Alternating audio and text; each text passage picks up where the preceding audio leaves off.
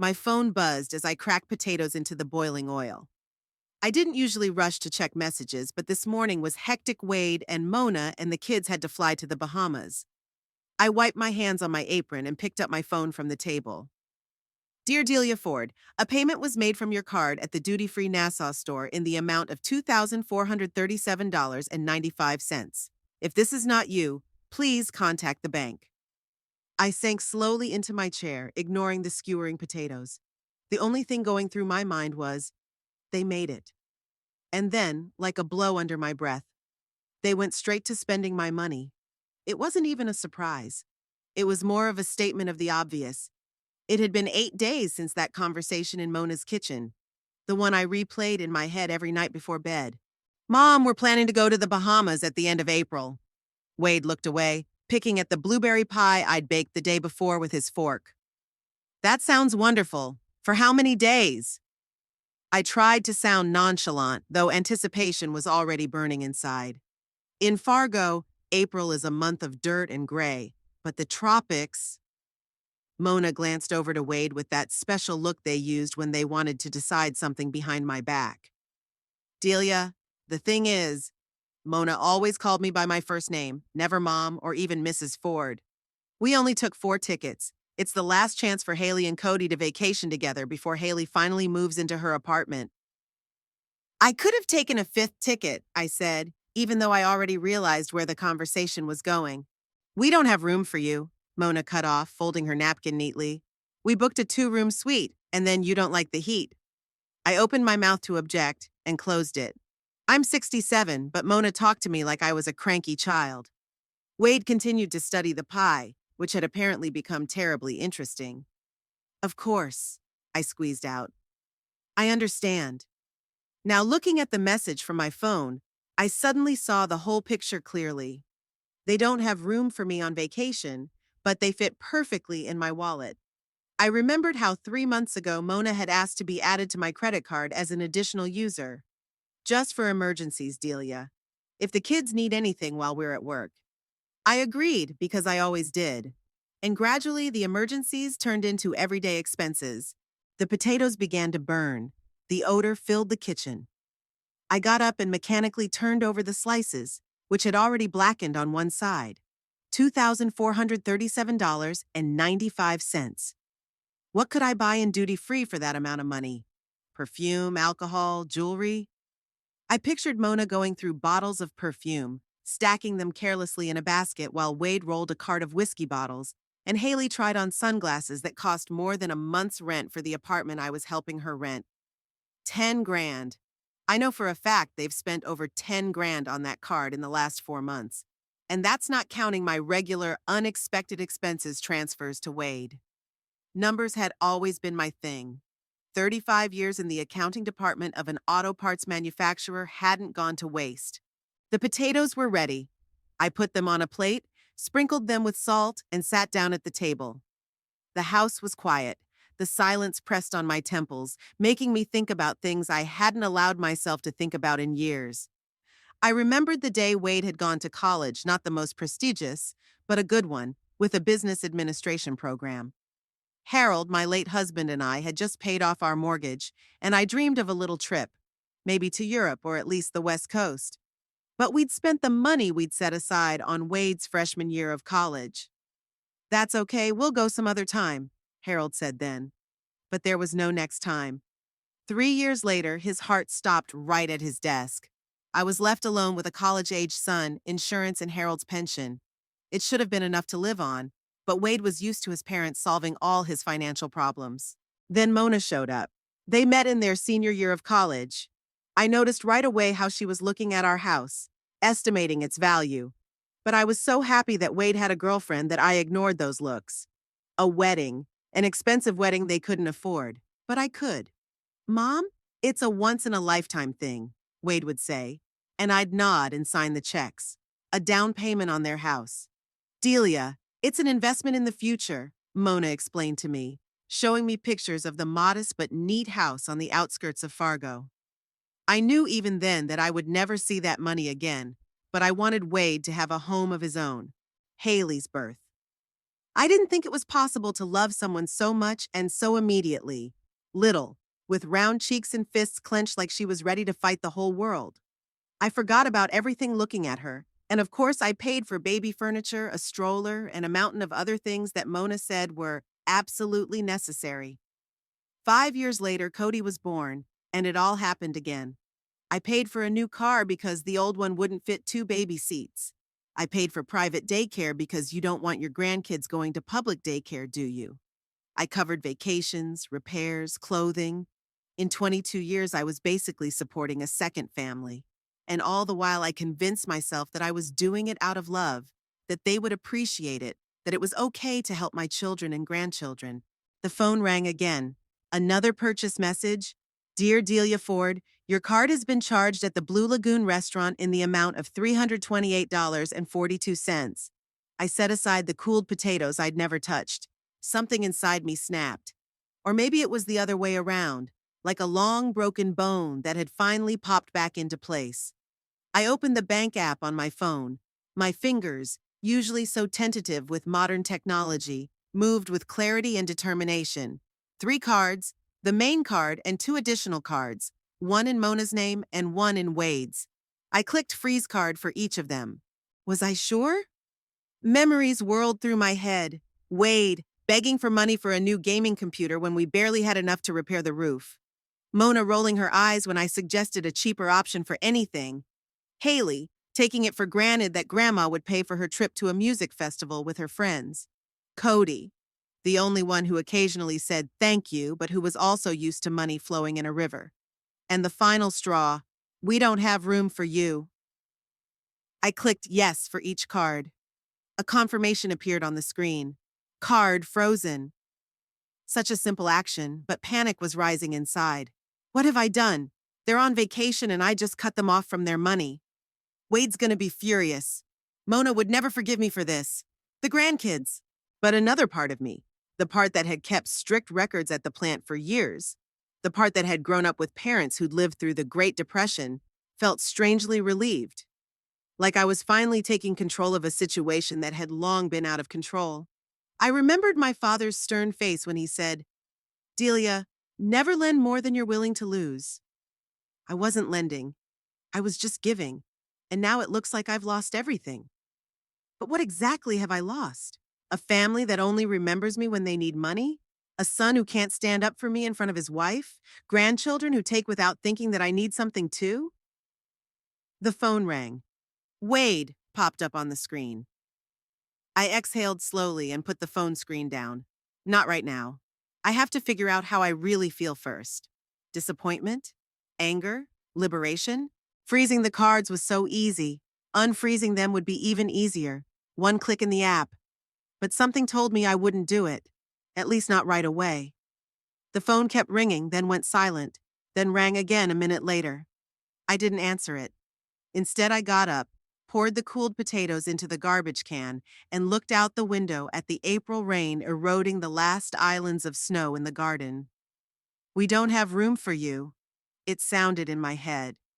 Well, that meant there was no more room in my wallet for them either. The phone rang relentlessly all evening and all night. I didn't answer it. I didn't dare turn it off in case something happened. But I wasn't ready to take Wade and Mona's calls. Not now, when my insides were still bubbling with a mixture of resentment, anger, and a strange, almost forgotten sense of self-worth. The calls stopped by morning, but they were replaced by messages. I read the first few. Mom, what's going on? Why aren't the cards working? Answer the phone. We're stuck without money in a foreign country. There were no messages from Mona. She always preferred to let Wade do the dirty work, especially when it came to me. And of course, no word on what exactly they'd spent $2,500 on in duty-free. I clutched my phone to my chest and looked out the window at the gray morning. On days like today, Fargo seems especially dreary. No winter cleanliness. No summer greenery, just mud, puddles, and wisps of blackened snow. They're in the Bahamas and I'm here, I thought. And for some reason, that thought made me smile. I pictured them, confused, angry, not realizing what had happened. Mona must be furious. Wade probably terrified. And the grandchildren, how do they feel? The phone rang again. This time, Haley's name came up. My oldest granddaughter, my little pride. Smart, beautiful, stubborn. I hesitated for a second, then answered it. Grandma? Her voice sounded accusing, but with a hint of uncertainty. What's going on? Dad and Mom are in a panic. We don't even have money to pay for lunch. Hello, Haley, I tried to say calmly. I froze my credit cards. Why? She sounded genuinely puzzled, which made me feel even more hurt. Is that really so incomprehensible? Because you're spending my money on a vacation you didn't want to take me on. There was a pause. I could hear someone talking in the background. Must have been Mona giving instructions on what to say. Grandma, Haley's voice softened, but I could hear the falseness in the softness. We didn't take you because we didn't want to. It's just, well, you said you didn't like the heat or the long flights. When did I say that? Well, she hesitated. I don't remember exactly, but you did. Besides, you'd be bored with us. We're at the beach all day. I love the beach, Haley. Yeah, but, she stammered again. Grandma, please unfreeze the cards. We can't even pay for the hotel. We're gonna get kicked out on the street. I doubted that was the case. Wade and Mona had their own credit cards, just with lower limits. But she kept pushing.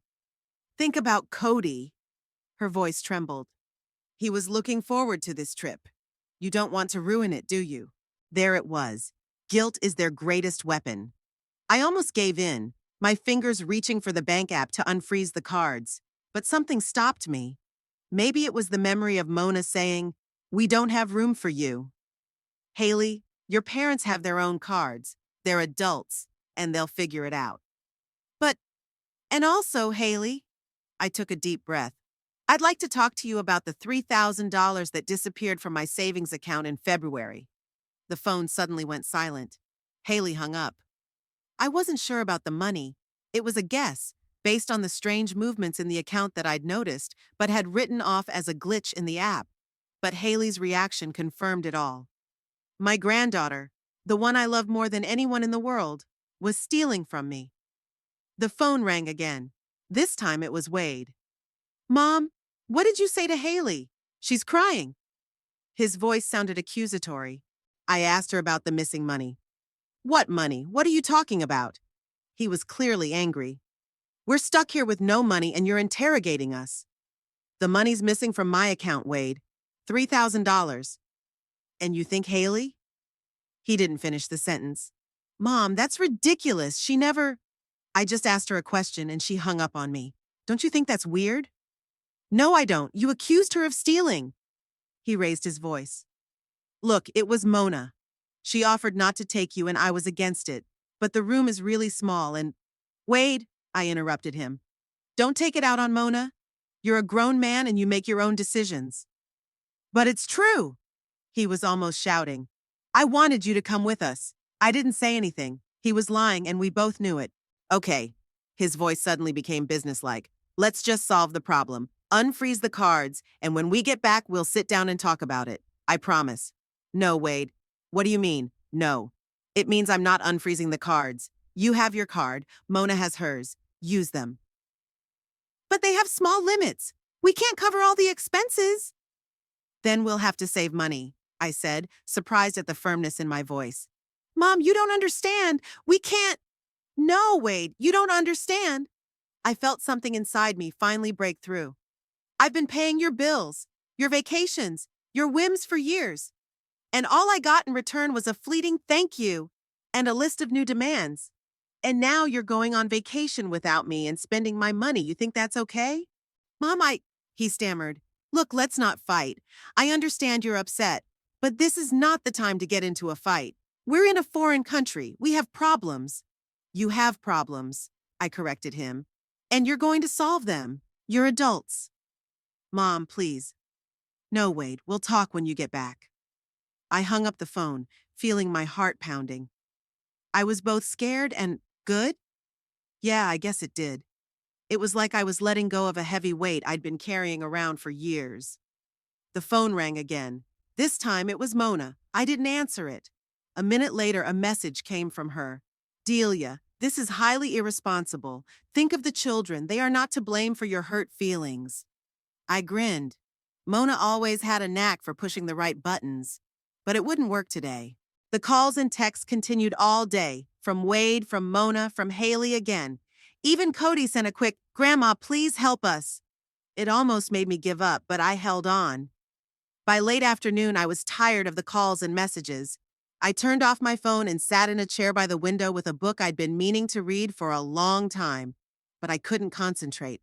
The lines blurred before my eyes, and again, I returned to thoughts about my family, about money, about the life I had lived indulging other people's desires. A knock on the door snapped me out of my reverie. I looked out the window and saw Ruth Abbott, my neighbor, on the porch.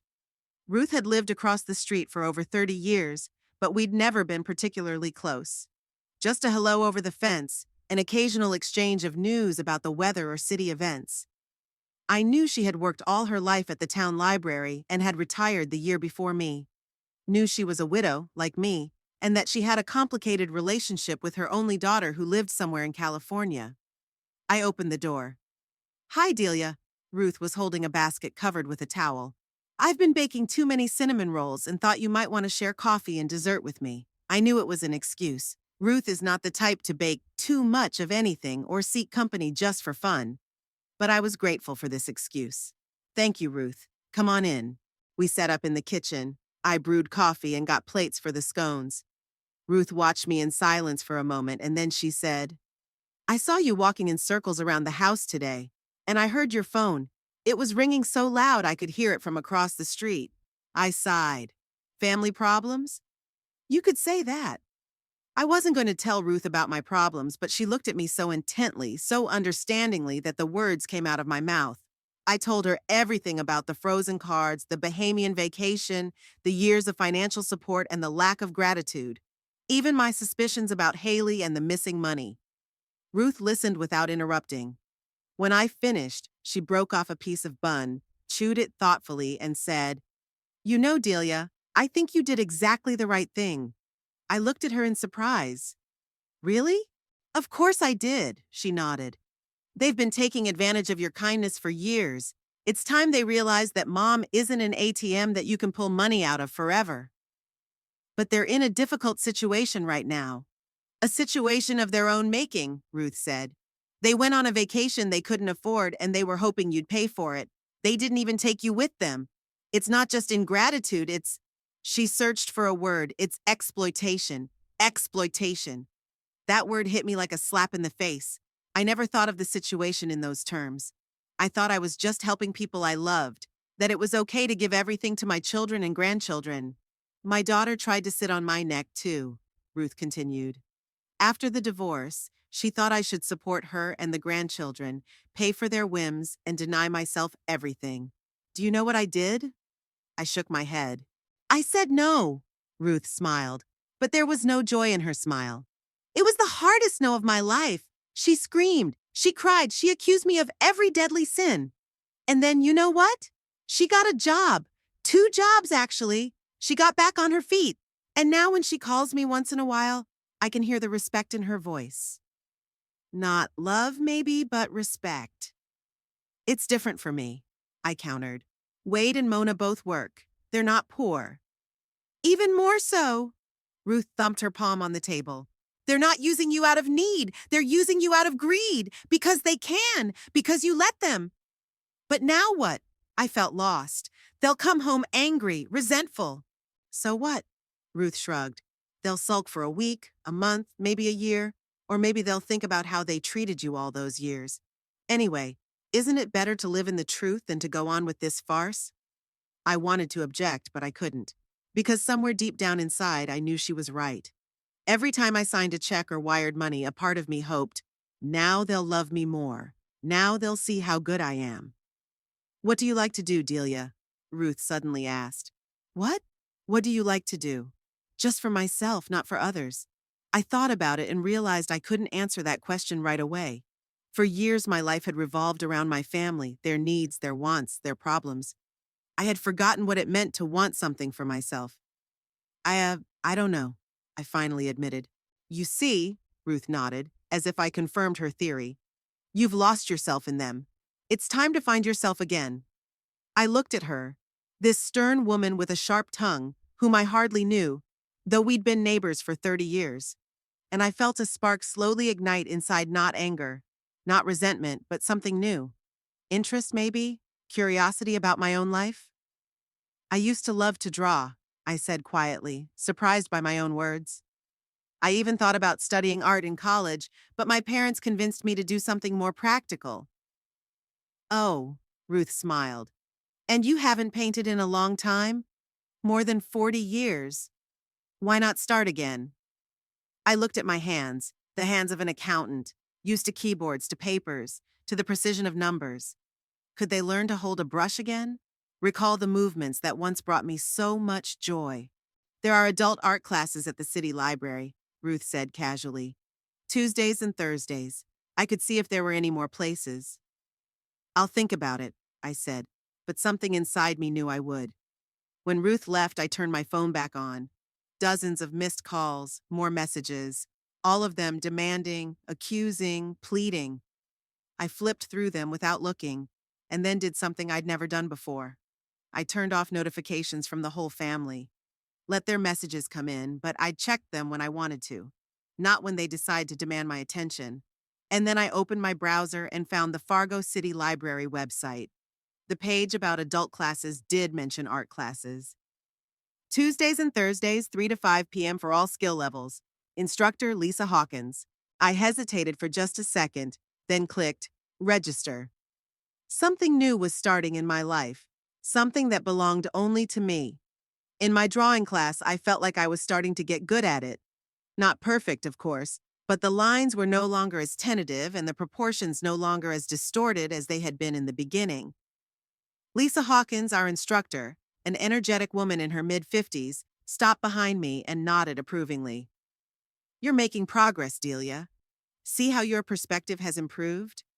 I looked more closely at my drawing, a still life with a picture, apples, and drapery. There was indeed something real. I felt a surge of pride, a completely new sensation for a woman who for the past 20 years had been proud only of the accomplishments of her children and grandchildren. Thank you. I smiled at Lisa. I think I'm starting to remember how to do this. Hands remember, she winked at me. You just have to give them a chance. I continued drawing, thinking about how my life had changed. Wade had only called twice, briefly, dryly, almost formally informing me that they'd cut their vacation short and were coming back early. No apology, no explanation about how they'd solved the financial problems. I didn't ask. There was no word from Mona, which didn't surprise me. Haley sent one message full of veiled accusations and passive aggression.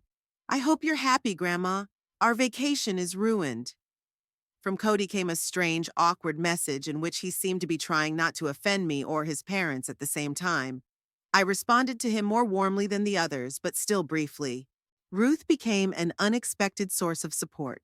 We started meeting almost every day, drinking coffee, discussing books, sometimes just sitting in silence. She didn't pressure me to talk about my family, but she was always willing to listen if I wanted to talk.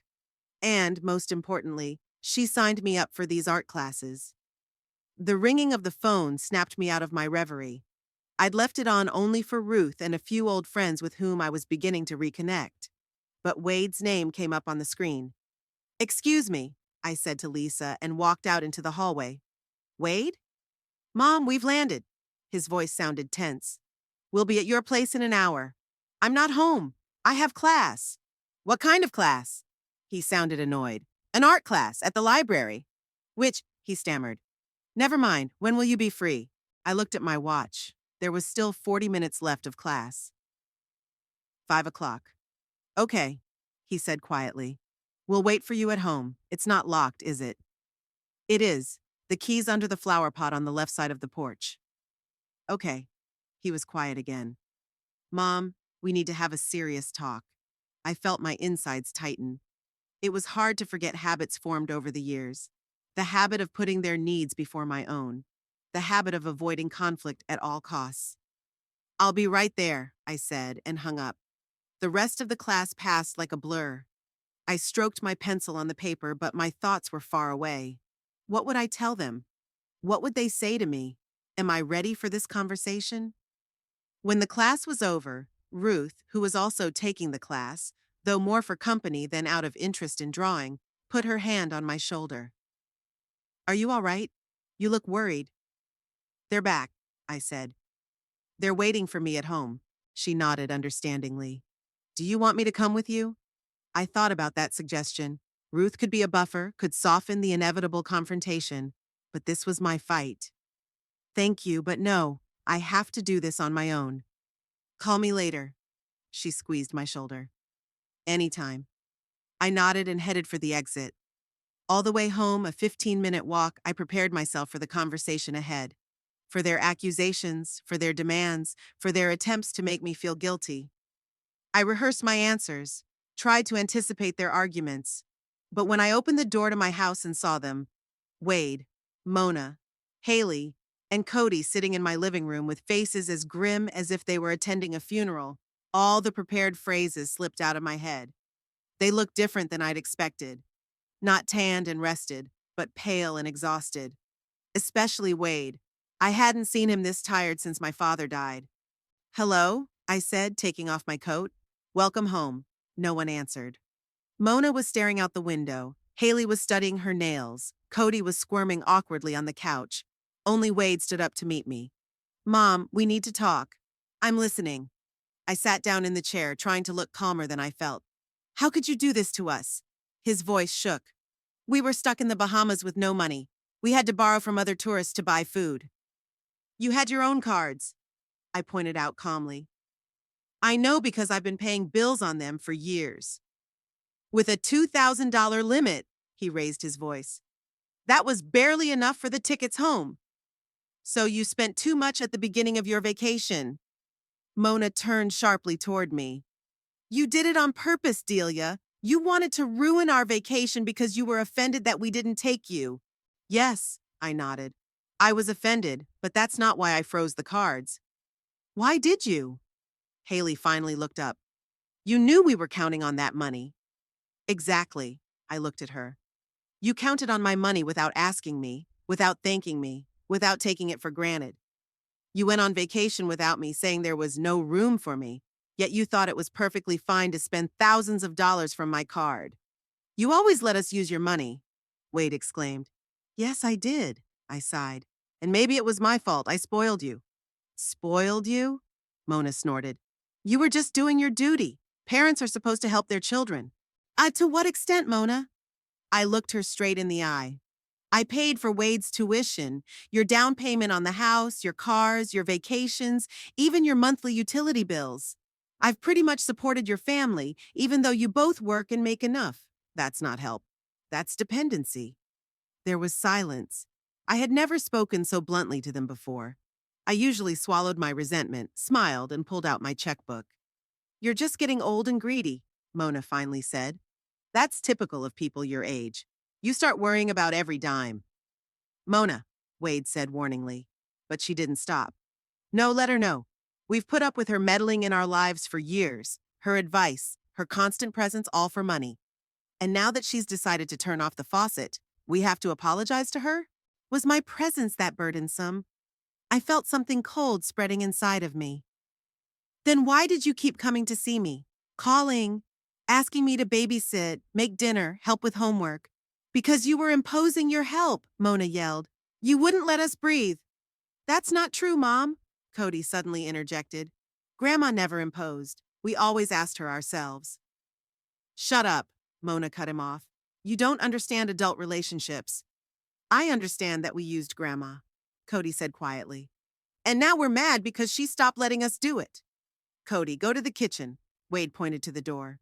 This is a conversation between adults. He's 17. He's entitled to his opinion, I said. Don't tell me how to raise my son, Wade exploded. Stop it, Haley jumped up. We didn't come here to fight. We came here to solve a problem. Grandma, just unfreeze the cards and we'll all forget about this misunderstanding.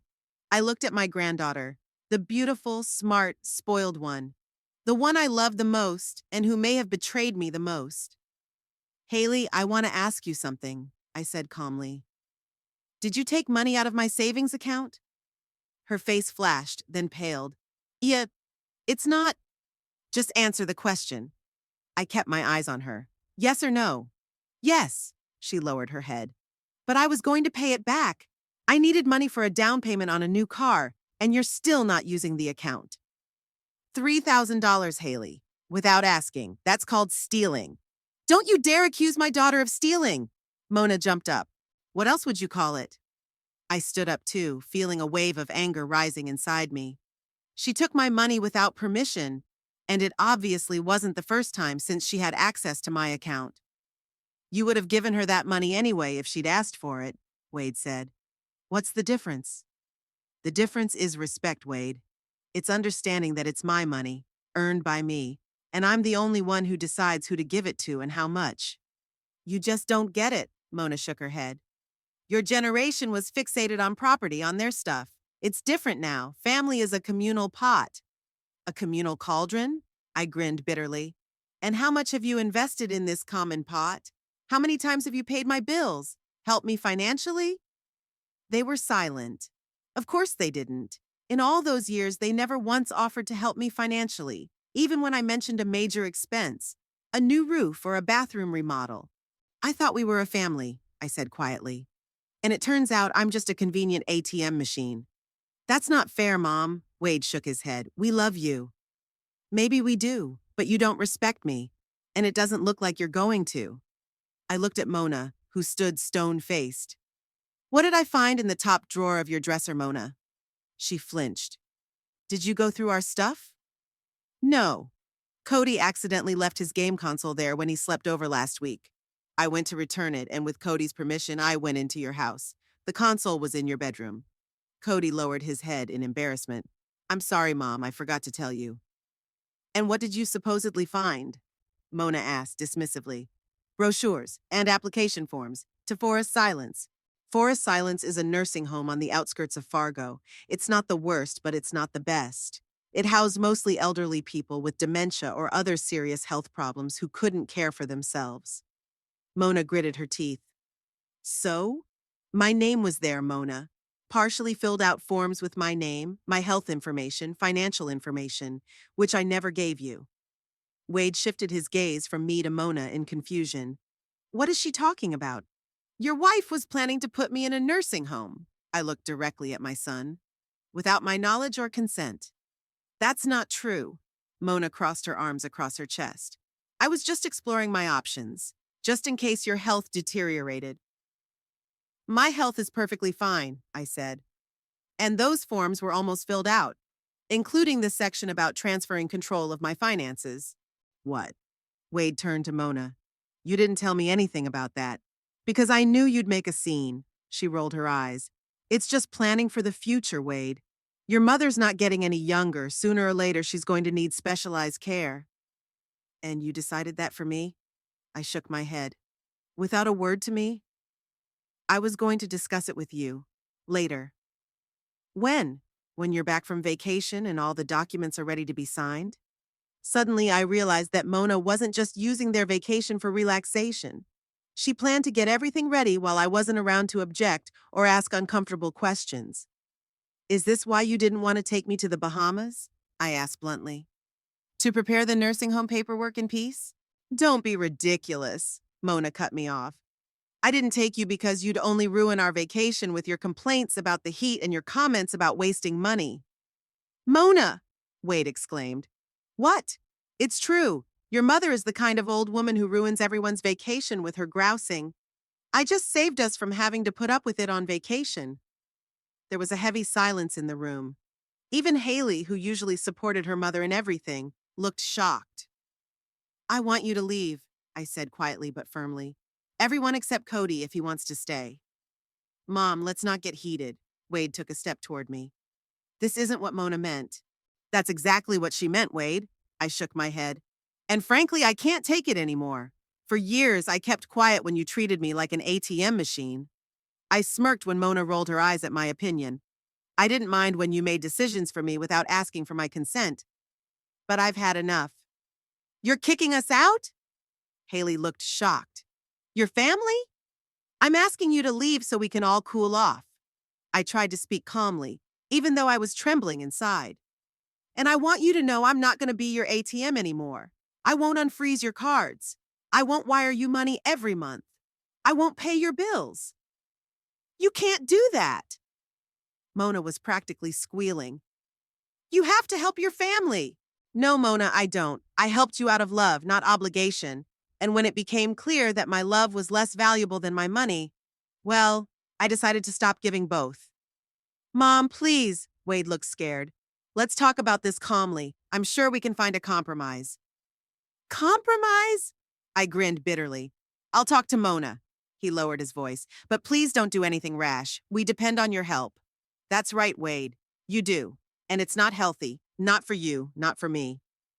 Let's go, Haley said suddenly, standing up. She wasn't going to change her mind. Haley, Wade started.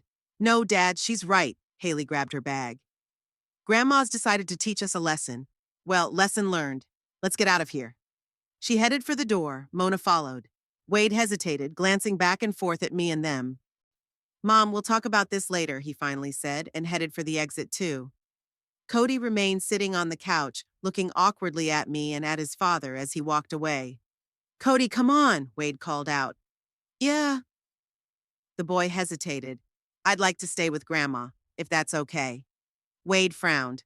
No, you're coming with us, now. Cody stood up, threw me an apologetic look, and followed his father. At the door, he turned around. I'll call you, Grandma, he said quietly. The door slammed shut, and I was alone in my suddenly empty house. I sank into the chair, feeling the adrenaline that had sustained me during the fight begin to subside, leaving behind the desolation and fatigue. I had survived my first real confrontation with my family in years. I didn't back down, I didn't give up, I didn't give in to their manipulations. Why then did I feel like a loser rather than a winner? Because despite everything, I loved them. Because behind all the anger and resentment was the pain of betrayal by the people who should have been closest to me. The phone in my pocket vibrated. A message from Ruth. How did it go? I stared at the screen, not knowing what to say. How to describe what had just happened. How to explain that I simultaneously felt stronger than ever and more alone than ever. I typed a short answer. They're gone. I need time to think. And then I sat in silence, looking at the setting sun outside my window, illuminating everything with the same warm light as before, as if the world hadn't changed, as if my life hadn't turned upside down in the last 2 weeks. Perhaps it was the thaw, the painful, messy process of melting ice that had been accumulating for years. Ice of frozen resentments, unspoken words, repressed emotions. I didn't know what would grow on this thawed ground, but I knew I would not go back to the cold of silent consent and self-denial. Let it be painful, let it be messy, let it be lonely, but it would be real life, my life. After my family left, I couldn't stay in the house.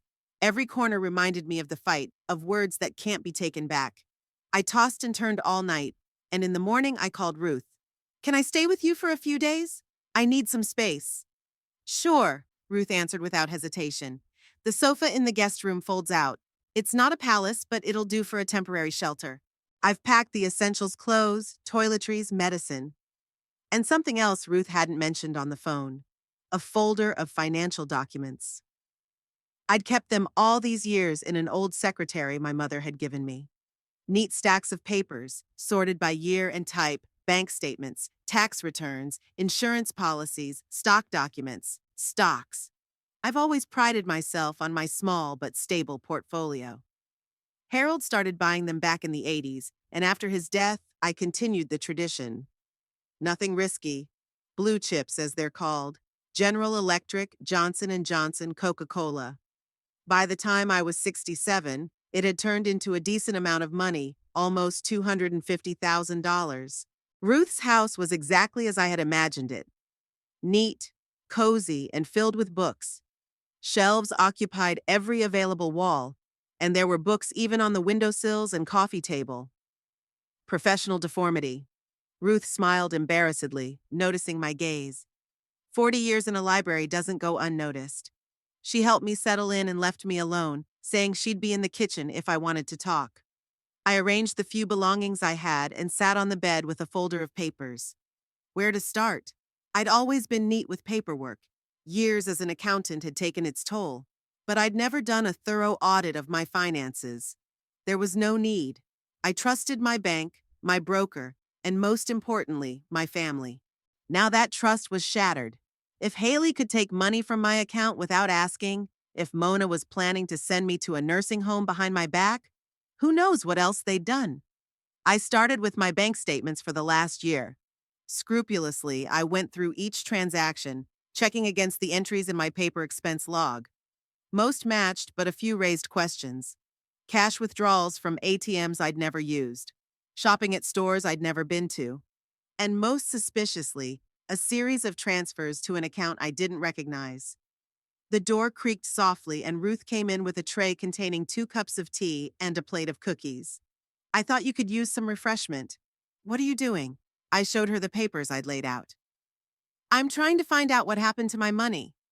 Ruth sat down on the edge of the bed and picked up one of the statements. What did you find?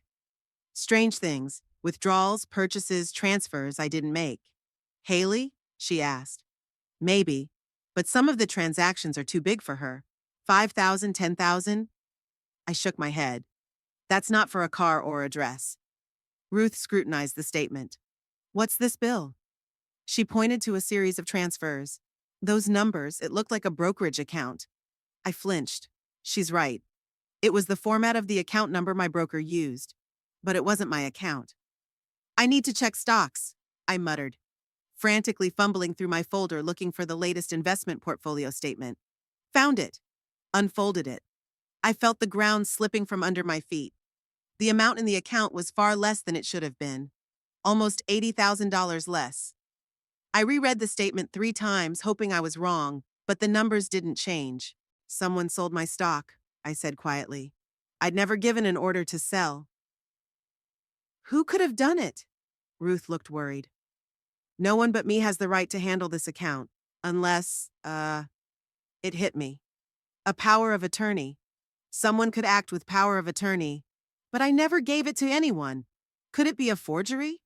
Ruth frowned. Delia, you need to see a lawyer. This is serious. I sat stunned by the discovery. Someone in my family, I had no doubt it was one of them, had sold my shares without my knowledge, under a forged power of attorney. This was no longer just financial malfeasance. It was a crime. I know a lawyer, Ruth said after a pause. Frank Jennings.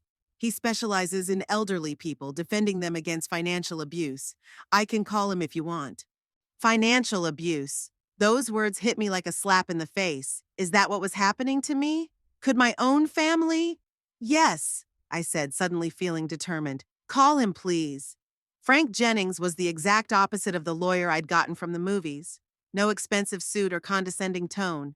Instead, a shabby tweed jacket, a good-natured smile, and attentive eyes behind old-fashioned glasses. He was in his mid-60s, and his graying hair gave him the look of a man with experience. His office was located in a small, one-story building near downtown Fargo. A simple sign, Frank Jennings, Legal Services, and a modest reception area where we were greeted by the receptionist, an older woman with a friendly smile. I briefly outlined my situation, trying to stick to the facts. I told her about the frozen credit cards, the missing money from my account, the stocks I'd sold, and my suspicions about the forged power of attorney. Frank listened intently, taking notes. When I finished, he was quiet for a moment, then said, Unfortunately, what you describe is far more common than most people realize. Financial abuse of the elderly is a growing problem, especially when it involves close relatives. I don't even know who exactly did it, I admitted. Wade? Mona? Or did they do it together? We can find out, Frank said confidently. First, we need to get a copy of the alleged power of attorney from the brokerage company and statements for all the accounts where the money went. Do you have the paperwork with you? I handed him the folder I brought. Everything I have is in here. But some of it was left in a safe at Wade's house. He convinced me to keep duplicate copies of important papers there, just in case. Frank pressed his lips together. Classic move. Get access to the documents and use them for manipulation.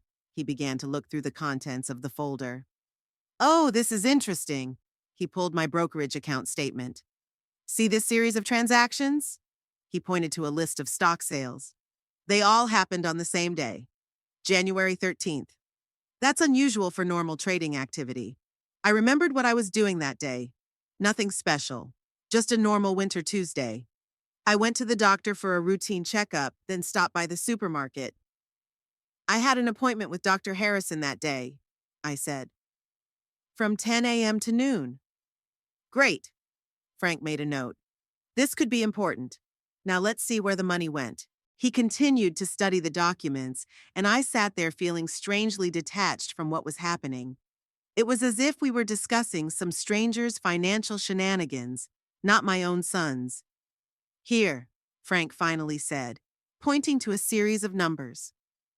The money from the stock sale was deposited into this account. It's registered to Wade and Mona Ford jointly. I felt nausea coming up my throat. Are you sure about this? Yes, he nodded. The number matches where the regular transfers from your checking account went. What am I supposed to do now? I asked quietly. I can't sue my own son. Frank looked at me with understanding. There are several options, Mrs. Ford. A lawsuit is only one of them, and frankly not the most preferable in this situation. What other options are there? 1. We can send a formal letter demanding a refund within a certain time frame. 2. We can meet with your son and his wife for an out-of-court settlement. 3. We can go directly to the brokerage company to report fraud, but that would likely lead to a criminal investigation. I pictured Wade standing in front of a judge. Police officers coming to his house with an arrest warrant. No, I couldn't let that happen. Let's start with the letter, I said. I want to give them a chance to make things right. Frank nodded. A reasonable choice. But in parallel, we need to protect your remaining assets. I suggest immediately changing all online banking passwords, blocking third-party access to your accounts, and possibly transferring some funds to another bank. They might try to access my other assets? I felt a prick of fear.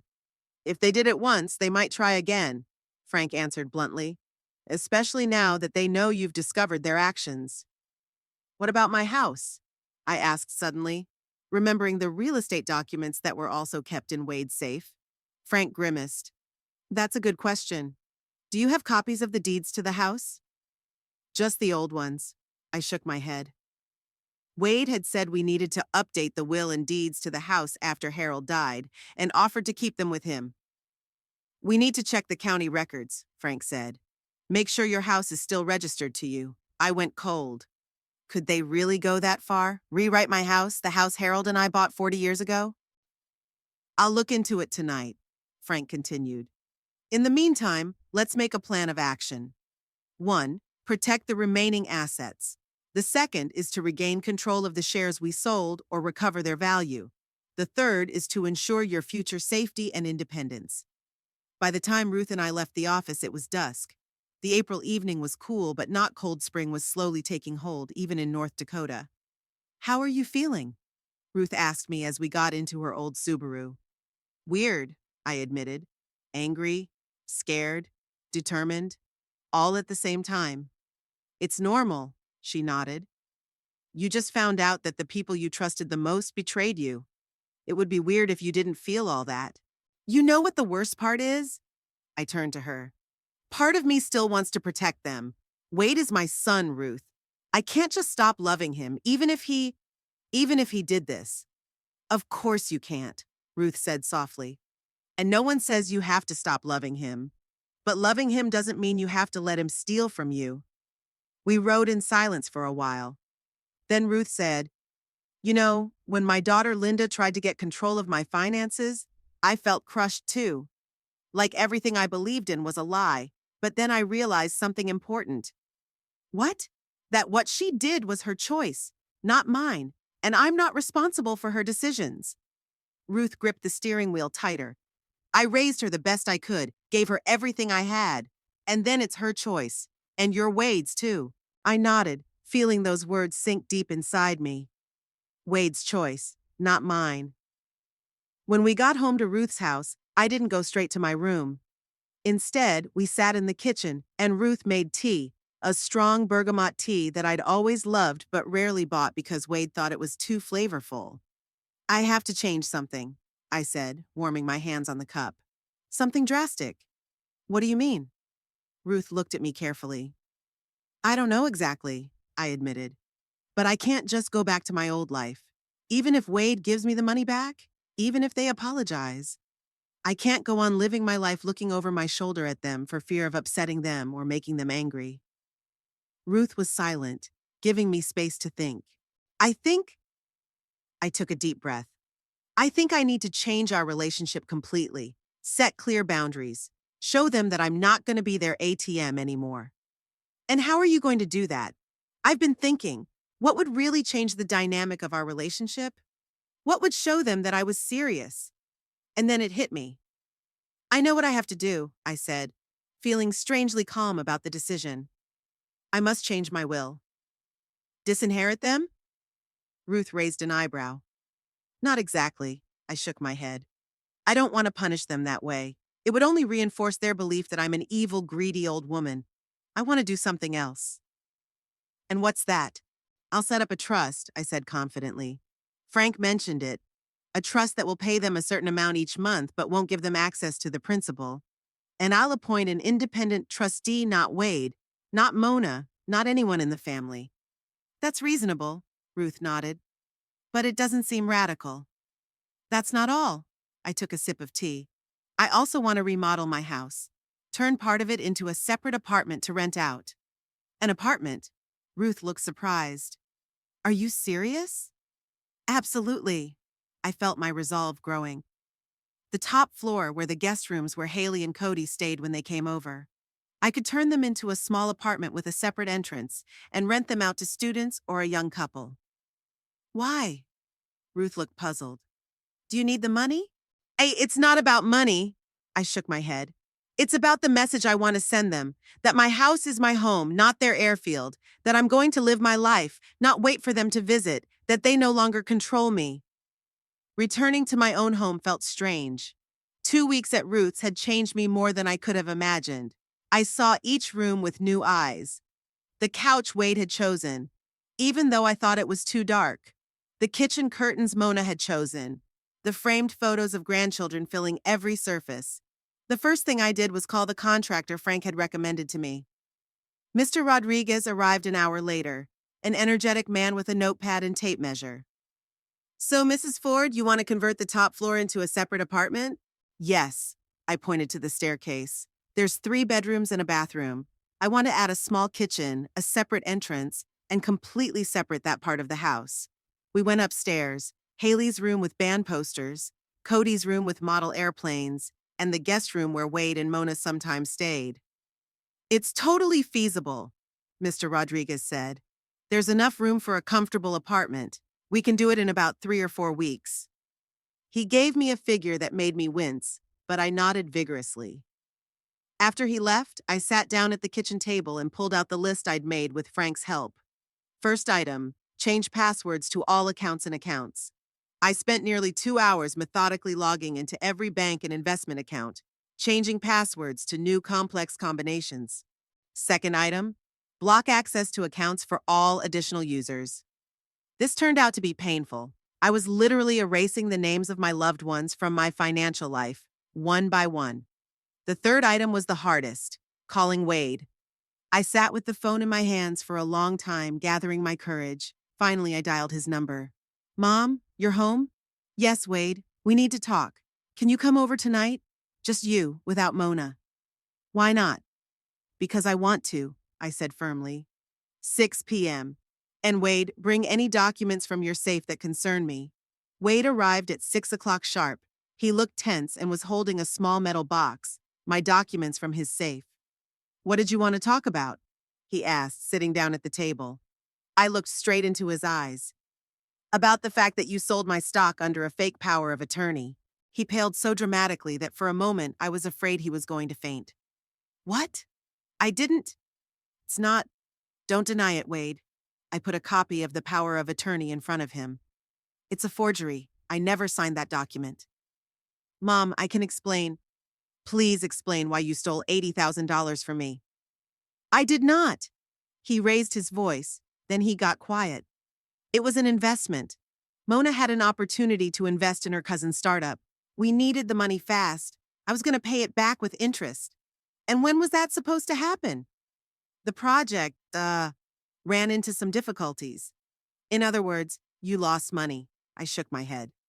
My money that was supposed to provide for my old age. Mom, I'll pay it all back, I swear. He looked remorseful, but I knew my son too well. I just need time. How much time, and where are you going to get the money from? It wasn't stealing, he repeated stubbornly. I just borrowed it temporarily.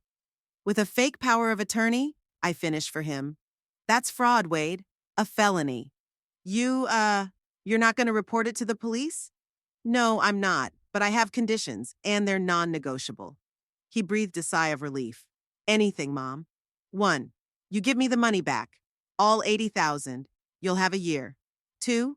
You'll return all my papers. Now. 3. You will never have access to my finances again.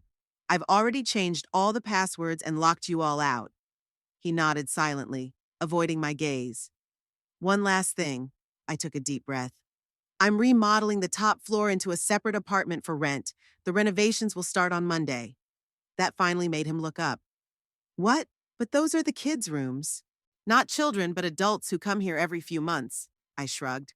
I need the extra income, especially now that I've lost some of my savings. But where will Haley and Cody stay when they get here? At a hotel, or your house, if they come at all. Wade stood up, his face contorted with anger and resentment. You're doing this to spite us, to punish us. No, Wade, I'm doing this for me, to take back control of my life, the life you took from me by treating me like an ATM machine. It's not fair, Mom. Unfair. It's not fair that my son forged my signature and stole my money. It's not fair that my daughter-in-law planned to put me in a nursing home behind my back. It's not fair that my granddaughter stole from my account. He stood there, unable to find the words. Finally, he slumped his shoulders and said quietly, I'll fix it, Mom. Just don't distance yourself from us. We're family. Families don't steal from each other. But I'm giving you a chance to make it right. And, Wade, I looked him straight in the eye. I've rewritten the will. Instead of a direct inheritance, everything will be put into a trust with monthly payments. And the trustee won't be you. Who? Ruth Abbott, my neighbor and a true friend. He nodded and headed for the door. I'll transfer the money every month. Forgive me, Mom. After he left, I opened the box of papers. Everything was inside. The title to the house, insurance policies, an old will. To my relief, everything looked in order. The house was still mine. The next weeks flew by in a flurry of renovations. The top floor became a construction site. I moved into my first floor bedroom and watched the transformation of my home with a mixture of anxiety and satisfaction. The renovation ended exactly 4 weeks later. The top floor turned into a cozy apartment with a separate entrance. I advertised for rent and a week later signed a contract with a young couple of professors from a local college. The first money from Wade came just in time, exactly 1 month after our conversation. It wasn't a huge sum, but it was a sign that he took my terms seriously. In mid-June, Wade called with an unexpected offer. Mom, we want to take you out to dinner this Saturday. Everyone will be there. Me, Mona, the kids. Haley's even coming in from out of town especially. I hesitated. Part of me wanted to say no, to protect myself from more manipulation. But the other part of me realized that a complete breakup wouldn't bring me peace. Okay, I finally said. 6 o'clock? Dinner was exactly what I'd expected. A drawn-out affair, full of fake smiles and awkward pauses. Mona did make lasagna, but not the way I like it. Haley talked about her new job, carefully avoiding my gaze. Cody was quiet, casting questioning glances at me. Did I get his letter? Wade played host, pouring wine, offering refills, telling harmless jokes. It was like the last few months hadn't happened, as if he hadn't stolen my money and I hadn't frozen my cards. And everyone studiously avoided the topic of money. No one mentioned stocks, or monthly payments, or a changed will. The perfect family picture if you don't know what's underneath. When it was time for dessert, Mona suddenly said, Delia, tell us about your new tenants. Is it true you're renting out the top floor? Yes, I sipped my coffee. A young couple. Both teach at the college. Very polite, quiet. How does that work? She tried to hide her displeasure. They just live in your house? They have their own kitchen and a separate entrance. I hardly ever see them unless I want to. It's weird to let strangers into your house, Haley muttered. No weirder than kicking your family out, Cody said quietly, and everyone was silent. I stared at them. My family, the people I loved most in the world who had hurt me so much, and I could feel something cold and hard growing inside. Not hate, not resentment, just distance. An insurmountable distance, like a frozen river. Mom, Wade said suddenly, we're really glad you came today. It means a lot to us. I smiled, politely but distantly. Thank you for the invitation. Dinner was wonderful. Maybe now we can. He hesitated. Maybe things could get better. I looked at him, my son, the boy I'd raised alone since Harold died, the man who'd betrayed my trust. It's already working out, Wade, I said calmly. Just different. I got in the car and drove home, to the house that was truly mine now. Not the family gathering center, not the ATM, but my home. A place where I could be me. It felt peaceful, not happy. Happiness was still a long way off. But peaceful. It was as if a permafrost had settled inside me, cold, hard, impenetrable. A permafrost that protected me from new disappointments, from new betrayals. I knew they would keep coming, calling, trying to reconnect. But those relationships were dead, and in their place were new ones, more honest, more sober, more fair. I parked in front of the house and noticed the light in the upstairs windows. My tenants were home. Strangers who had become part of my new life. A life I was building on my own terms. I walked into the house, closed the door, and exhaled. Here in the quiet of my own home, there was no need to pretend. There was no need to smile when I wanted to cry. I didn't have to say yes when I wanted to scream no. My life, my rules.